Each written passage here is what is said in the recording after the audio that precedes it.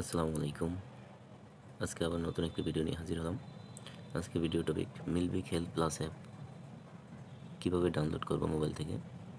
আর হ্যাঁ, যাদের আইফোন আছে আইফোনের লিঙ্কটি আমি ভিডিও ডিসক্রিপশনে দিয়ে দেবো। এখান থেকে আপনারা আইফোনের মিলভিক হেলথ প্লাসটি ডাউনলোড করে নেবেন। ধন্যবাদ। তো আমি প্রথমে প্লে স্টোরে চলে যাব। যাদের অ্যান্ড্রয়েড ফোন আছে তাদের প্লে স্টোরে চলে যাবেন। এখান থেকে সার্চ দেবেন মিলভিক হেলথ প্লাস নাম। দেখতে পাচ্ছেন আমি মিলভিক হেলথ প্লাস লিখে সার্চ দেওয়ার পরে চলে আসছে মিলভিক হেলথ অ্যাপসটি। এটা আমরা ডাউনলোড করব। তো আমি অলরেডি ডাউনলোড করে লিখেছি। সময় বাঁচানোর জন্য আপনারা সবাই ডাউনলোড করে নেবেন। আমি এখন মিলভিক অ্যাপটি ওপেন করব। আমার মিলভিক হেলথ প্লাস অ্যাপটি ওপেন হয়ে গেছে। তো এখন যে নাম্বার থেকে রেজিস্ট্রেশন করা হবে ওই নাম্বারটা আমি বসেই লগ ইন করবো। তো প্রথমে আমি এখান থেকে ভাষা নির্বাচন করব। আপনি যে কোনো একটা ভাষা নির্বাচন করতে পারেন, বাংলা অথবা ইংলিশ। এটা বাংলা, ইংলিশ। তো আমি বাংলা সিলেক্ট করলাম। নিচে দেখতে পাচ্ছেন শুরু করুন, আমি এখান থেকে শুরু করলাম। মোবাইল নাম্বার দিয়ে লগ ইন করুন। আমরা সবাই মোবাইল নাম্বার থেকে লগ ইন করবো। যে নাম্বারটা দিয়ে আমি রেজিস্ট্রেশন করবো ওই নাম্বারটা এখানে বসাবো।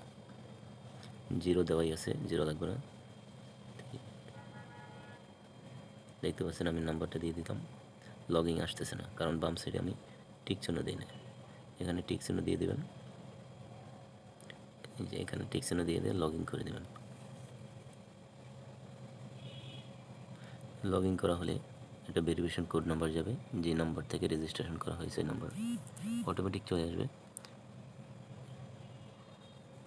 দেন আমরা এখন ভেরিফাই করব। ভেরিফাই করা হয়ে গেল। তা আমি একবার আমাদের স্বাগতম জানাচ্ছি। ইন্টারফেস চলে আসছে। এভাবে আপনি Milvik health plus app download করে সেবা গ্রহণ করবেন। আর হ্যাঁ, পরবর্তী ভিডিওতে আমি দেখিয়ে দেবো কীভাবে হেল্প পয়েন্ট বিকাশে নেবেন এবং ডাক্তারের সাথে কীভাবে ডক্টর পরামর্শ বুক করবেন কীভাবে। এখান থেকে পরবর্তী ভিডিওতে আমি দেখিয়ে দেবো প্রেসক্রিপশন কীভাবে বের করবেন।